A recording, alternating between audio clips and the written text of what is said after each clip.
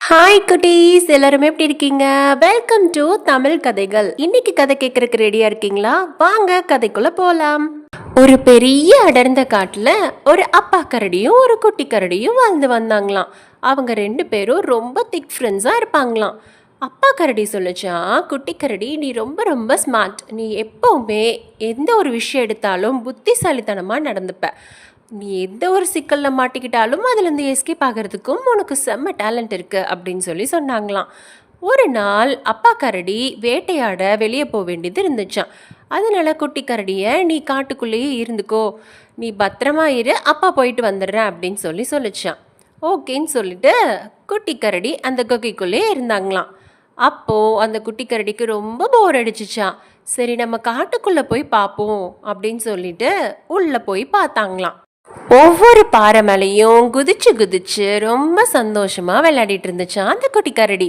அப்போ திடீர்னு பெரிய ஒரு கர்ஜனை சவுண்டு கேட்டுச்சான். அப்படின்னு சொல்லிட்டு சவுண்டு கேட்டுச்சான். ரொம்ப பயத்தோட திரும்பி பார்த்துச்சான் அந்த கரடி. பார்த்தா ஒரு பெரிய புலி வந்து நின்றுட்டு இருந்துச்சான். மனசுல தைரியத்தை வர வச்சுட்டு, புலியாரே நீங்க என்ன சாப்பிட போறீங்களா அப்படின்னு சொல்லி கேட்டுச்சான். ஆமாம், இன்னைக்கு என்னோட மத்தியான உணவு நீ தான் அப்படின்னு சொல்லி அந்த புள்ளி சொல்லிச்சான்.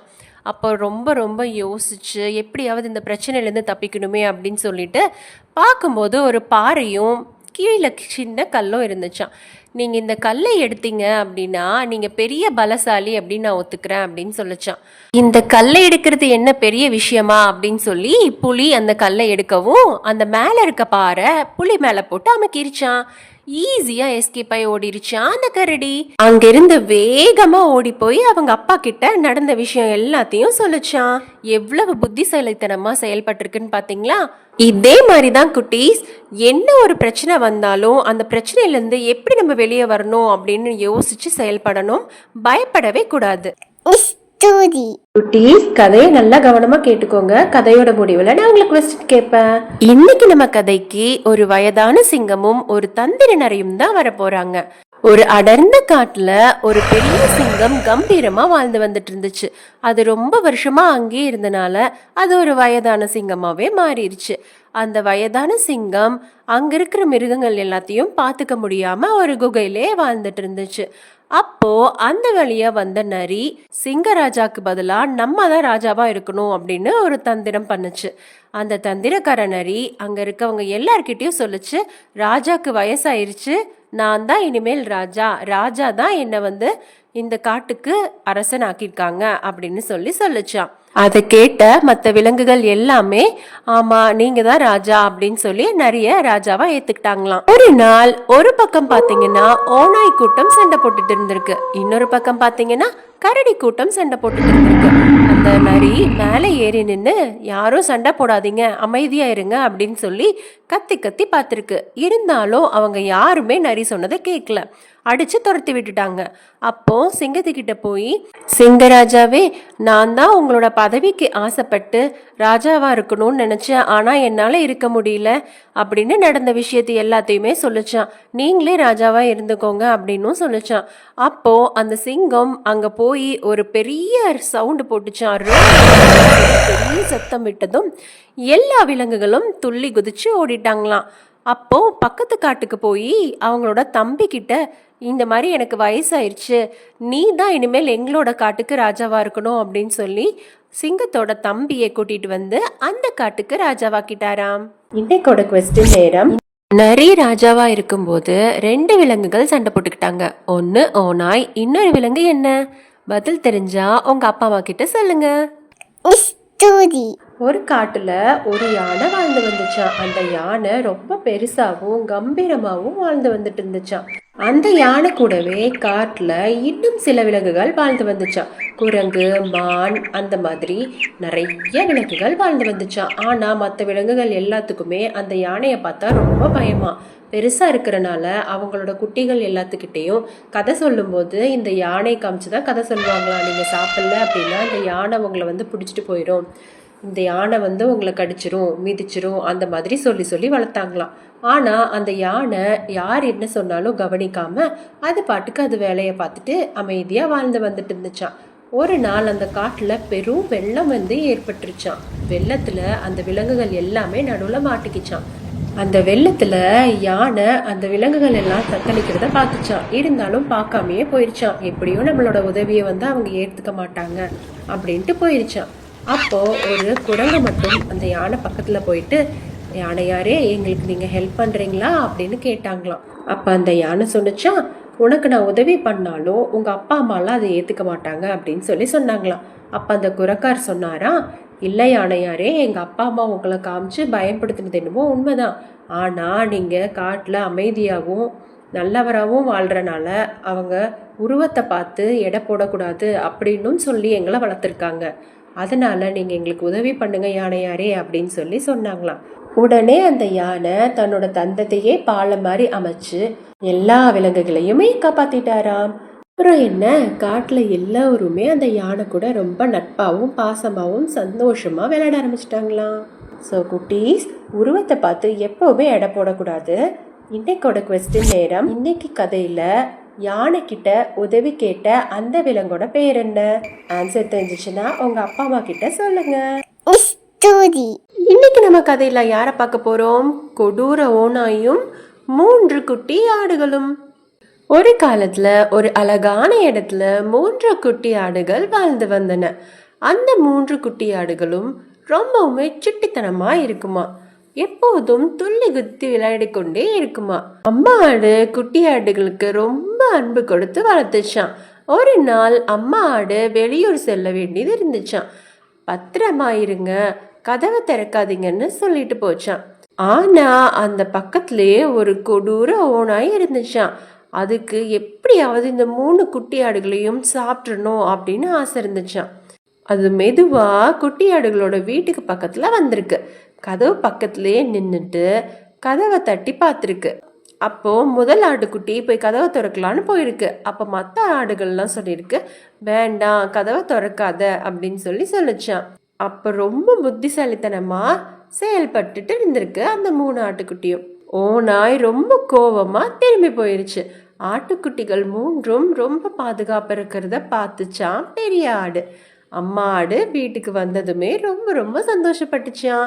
இவ்வளோ பாதுகாப்பா ரொம்ப நல்லா அமைதியா குழந்தைங்களா இருக்கீங்களே அப்படின்னு அம்மா ஆடு ரொம்ப சந்தோஷப்பட்டுச்சான். பார்த்தீங்களா குட்டீஸ், நாம எப்பவுமே அம்மா அப்பா சொல்றத கேட்டு நடக்கணும். பாதுகாப்பா இருந்தா எப்பவுமே பயமே கிடையாது. இன்னைக்கு நம்ம கதையில யார் வர போறாங்கன்னு பாத்தீங்கன்னா, மாயக்குரங்கும் மாம்பழமும். ஒரு அடர்ந்த காடு இருந்துச்சு. அந்த காட்டுல ரொம்பவும் துருன்னு ஒரு குட்டி குரங்கு வாழ்ந்து வந்துச்சு. அந்த குரங்குக்கு மற்றவங்களை ஏமாத்துறதுன்னா ரொம்ப ரொம்ப பிடிக்கும். ஒரு நாள் அந்த காட்டுக்குள்ள ஒரு அதிசயமான மாந்தோப்பு இருந்துச்சு. அந்த தோப்புக்குள்ள ரொம்பவும் பளபளப்பான தங்க நிற மாம்பழங்கள்லாம் தொங்கிட்டு இருந்துச்சு. அந்த மாம்பழத்தை பறிச்சு சாப்பிட்றதுக்கு அந்த குரங்கு ரொம்பவும் ஆசைப்பட்டுச்சு. குட்டி குரங்குக்கு அந்த மாம்பழத்தை எப்படியாவது பறிச்சிடணும் அப்படின்ட்டு ஒரு ஆசை. ஆனா அந்த மாந்தோப்புக்கு ஒரு பெரிய மரத்து ஆவி காவல் இருந்துச்சு. அந்த ஆவி ரொம்பவும் கோவக்கார ஆவின்னு எல்லாம் பேசிக்கிட்டாங்க. குரங்கு மெதுவா அந்த தோப்புக்குள்ள நுழைஞ்சிட்டு மரத்து ஆவி தூங்கிட்டு இருக்கும்போது சந்தோஷமா ஓடி போய் அந்த மாம்பழத்தை வேகமா பறிச்சுட்டு ஓடி வந்துருச்சு. ஆனா அந்த மாம்பழம் மாயமானதெல்லாம் இல்லை. அப்புறம்தான் குட்டி குரங்குக்கு தெரிஞ்சிச்சு, தன்னோட தப்பான எண்ணத்தினால தான் தனக்கு ஒன்றுமே கிடைக்கல அப்படிங்கிறத புரிஞ்சுக்குச்சு. இனிமே யாரையும் ஏமாற்றக்கூடாதுங்கிறதும் புரிஞ்சிருச்சு. ஸோ இந்த கதையிலேருந்து குட்டீஸ் நீங்கள் என்ன புரிஞ்சுக்கிட்டீங்க? யாரையும் ஏமாற்றக்கூடாது, நேர்மையாக இருந்தால் எல்லாமே நல்லபடியாக நடக்கும்.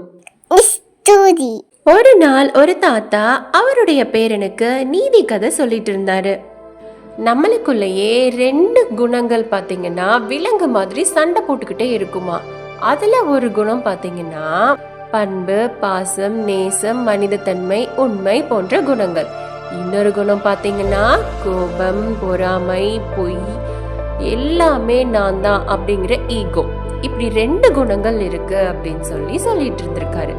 அப்பா அந்த விலங்குல எந்த விலங்கு தாத்தா ஜெயிக்கும் அப்படின்னு அந்த சிறுவன் கேட்டிருக்கான். அப்ப தாத்தா சொன்னாரா, நீ எதுக்கு சாப்பாடு ரொம்ப அதிகமா போட்டு வளர்க்குறியோ அந்த குணம் தான் உன் கூடவே வளரும் அப்படின்னு சொல்லி சொன்னாரா. சோ நம்ம என்ன பண்ணணும், நல்லவற்றையே நினைக்கணும், செய்யணும், நல்லதே நடக்கும். சோ நீ நல்ல குணங்களுக்கு சாப்பாடு போட்டு வளர்த்த அப்படின்னா உன் கூடவே நல்ல குணங்கள் ஹாப்பியா வளரும் சொன்னாரா. சோ குட்டீஸ், நீங்களும் தாத்தா சொன்ன மாதிரி நல்ல குணத்துக்கு மட்டுமே சாப்பாடு போட்டு வளர்க்குங்க. இன்னைக்கு நம்ம கதைக்கு வரப்போறது யானையும் காகமும். ஒரு பெரிய காடு இருந்துச்சு. அந்த காட்டுல ஒரு அழகான யானை வாழ்ந்து வந்துட்டு இருந்துச்சு. அது ரொம்ப ரொம்ப பெரிய யானை. அதோட கால்கள் மரங்களை போல நல்ல தடிச்சு போய் இருந்துச்சு குட்டீஸ். காதுகள் பாத்தீங்கன்னா விசிறி மாதிரி பெருசா இருக்கும். அது நடக்கும்போது பூமியே அதிரும்னா பாத்துக்கோங்களேன். அந்த யானை யாருக்குமே தொந்தரவு கொடுக்காம ரொம்ப பாசமாவும் அமைதியாவும் வாழ்ந்து வந்துட்டு இருந்துச்சு. அதே காட்டுல ஒரு உயரமான மரத்துல ஒரு சின்ன காகம் வாழ்ந்து வந்துச்சு. அந்த காகம் ரொம்ப சுட்டியா இருக்கும். அதுக்கு வானத்துல பறக்கிறதுனா ரொம்ப ரொம்ப பிடிக்கும். அங்கேயும் இங்கேயும் பறந்து உலகத்தையே பார்த்துக்கிட்டே இருக்கும்.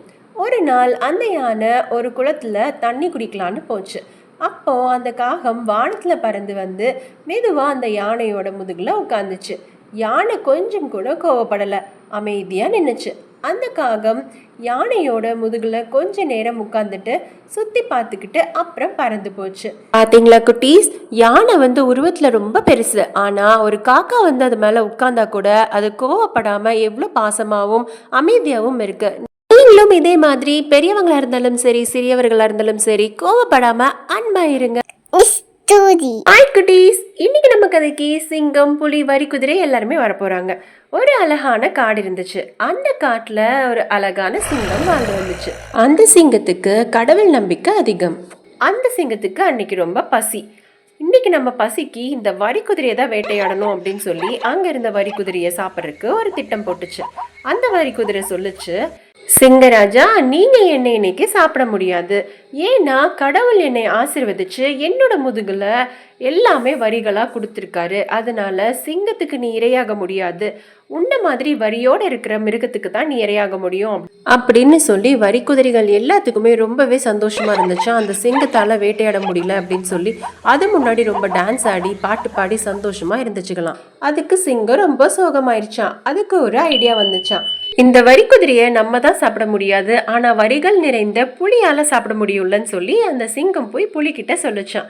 அங்க புலிகிட்டையும் சிங்கத்துக்கிட்ட சொன்ன அதே பதில வரி குதிரை சொல்லுச்சான். அதுக்கு புலி சொல்லுச்சான், என் மேல வரிகள் இருக்கு பாரு, என் முதுக பாருன்னு சொல்லவும் அப்பதான் அந்த வரி குதிரைக்கு உண்மையான ஆபத்தை புரிஞ்சிருக்கான். ஐயோ, நம்ம இது தெரிஞ்சிருந்துச்சுன்னா சிங்கத்துக்கிட்ட போய் சொல்லாம ஏதோ ஒரு ஓரத்துல தப்பிச்சு போய் வாழ்ந்துருக்கலாமே. இப்போ இவ்வளோ புலிகள் வந்துருச்சு, நம்ம எல்லாத்தையும் வேட்டையாட போகுதே அப்படின்னு சொல்லி ரொம்ப பயந்து இருந்துதான். கடைசியில பாவம் அந்த வரி குதிரைய புலி சாப்பிட்டுருச்சு. அதனால குழந்தைங்களே, யார்கிட்டயும் எப்பவுமே போய் பேசக்கூடாது, புத்திசாலித்தனமா நடந்துக்கணும். இப்போ கேள்வி நேரம். புலியால வேட்டையாடப்பட்ட அந்த விலங்கோட பெயர் என்ன? அப்பா அம்மா கிட்ட சொல்லலாமா? இன்னைக்கு நம்ம கதைக்கு வர போறவங்க நரியும் கழுதையும். ஒரு அடர்ந்த காடு இருந்துச்சான். அந்த காட்டுல ஒரு நரி வாழ்ந்து வந்துட்டு இருந்துச்சான். அந்த நரிக்கு பயங்கரமா பசிச்சான். ஆனா வேட்டையாட ஒரு விலங்கு கூட அதுக்கு கிடைக்கல. தூரமா ஒரு கழுதை இருக்கிறத பாத்திருக்கு. அந்த கழுதையும் நரிய பாத்துருச்சு. அந்த நரிய பார்த்ததுமே அதுக்கு ரொம்ப பயம் ஆயிடுச்சு. அப்பதான் அதுக்கு ஒரு ஐடியா வந்துச்சு. நம்மளுடைய பலம் நம்மளோட கால் கிட்ட தானே இருக்கு. எப்படியாவது இந்த நரிய நம்ம கால் கிட்ட கொண்டு போயிட்டோம் அப்படின்னா நம்ம இதுகிட்ட இருந்து தப்பிச்சிடலாம் அப்படின்னு யோசிச்சுச்சு. அப்போ நரி கிட்ட சொல்லுச்சு, நரியாரே, நான் நேத்து ஒரு குரங்க பார்த்து ஜோசியம் பார்த்துட்டு வந்தேன் அப்படின்னு சொல்லுச்சு. அப்போ அந்த குரங்க சொல்லுச்சு, என்னோட ஆயுள் ரேகை வால் வரைக்கும் நீண்டிருக்கும், நான் 50 வருஷம் வாழ்வேன் அப்படின்னு சொல்லுச்சு. நீங்க எனக்காக ஒரு உதவி பண்ணுவீங்களா அப்படின்னு கேட்டதும் நரி, என்ன பண்ணணும் சொல்லு அப்படின்னு சொல்லுச்சு.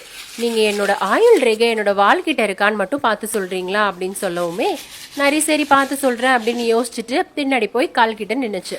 அப்போ வேகமா வாளையும் காலையும் தூக்கி ஒரு அடி அடிச்சுது அந்த நரிய.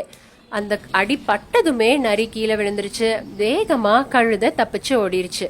ஸோ இதுல இருந்து திருவள்ளுவர் என்ன சொல்றாரு அப்படின்னா, வினை வழியும் தன் வழியும் மாற்றான் வழியும் துணை வழியும் தூக்கி செயல். இதுக்கு என்ன அர்த்தம் அப்படின்னா, செய்வதற்கு எண்ணும் செயலின் வலிமை, செய்ய முயலும் தன் வலிமை, அதை எதிர்க்கும் எதிரியின் வலிமை, இருவருக்கும் துணை வருவார் வலிமை என்னும் இவற்றை எல்லாம் நன்கு எண்ணி செயலை செய்ய வேண்டும்னு அப்பவே திருவள்ளுவர் சொல்லியிருக்காரு.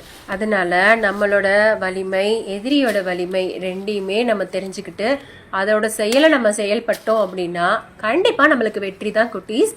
ஸோ இன்னைக்கான கேள்வி நேரம், பசியோட இருந்த நரிக்கு என்ன உணவு கிடைச்சிச்சு? பதில நம்ம அப்பா அம்மா கிட்ட சொல்லலாமா? செல்ல குழந்தைகளே, இப்ப நம்ம ஒரு அழகான நெல் வயலை பத்தி பேச போறோம். அந்த வயல்ல ஒரு அழகான குதிரை இருந்துச்சு. அந்த குதிரை ரொம்ப ரொம்ப நல்ல குதிரை. எல்லாரும் அது ஞான குதிரைன்னு சொல்லுவாங்க. ஏன்னா அது ரொம்ப பொறுமையா இருக்கும், யாரையும் தொந்தரவு பண்ணாது. வயல்ல வேலை செய்யறவங்க மத்தியானம் சாப்பிடும்போது அது அமைதியா ஒரு ஓரமா நின்று அவங்கள பார்க்கும். அவங்க குடிக்க தண்ணி கொண்டு வரும்போது அது சந்தோஷமா வாழை ஆட்டும். ஒரு நாள் அந்த வயல்ல வேலை செஞ்ச ஒரு சின்ன பொண்ணு ரொம்ப தூரத்துல இருந்து நடந்து வந்தா. அவளுக்கு ரொம்ப களைப்பா இருந்துச்சு. ஞான குதிரை அதை பார்த்துச்சு. அது மெதுவா அந்த பொண்ணுகிட்ட போய் தன்னோட முதுகை காட்டிக்கிட்டு நின்னுச்சு. அந்த பொண்ணுக்கு அது என்ன செய்யுதுன்னு முதல்ல புரியல. அப்புறம் மெதுவா அந்த குதிரை மேல ஏறி உட்கார்ந்தா. ஞான குதிரை மெதுவா அவளை வீட்டுக்கு கொண்டு போய் சேர்த்துச்சு. அந்த பொண்ணுக்கு ரொம்ப சந்தோஷமா இருந்துச்சு. அந்த ஞான குதிரை மாதிரி தான் குழந்தைகளா நாமும் எல்லார் மேலேயும் அன்பாவும் பொறுமையாவும் இருக்கணும். மற்றவங்களுக்கு முடிஞ்ச உதவியை செய்யணும். சரியா? Hey kids, hope you all like the video. Watch our latest videos and playlist and have fun. See you again and bye bye. Keep watching, keep on subscribing. Our next video will out soon.